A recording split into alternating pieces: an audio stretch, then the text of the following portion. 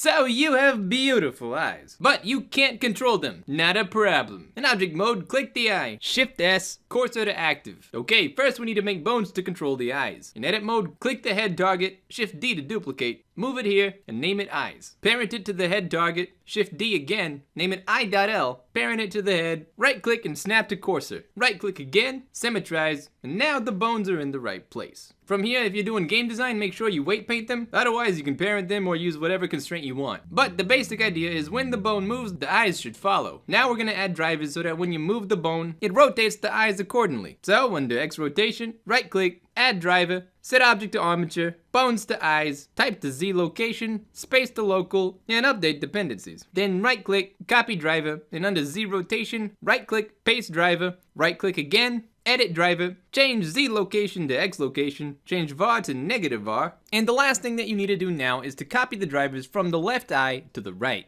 You can do that by just right clicking, copy, go to the other one, right click again, paste driver, you're done.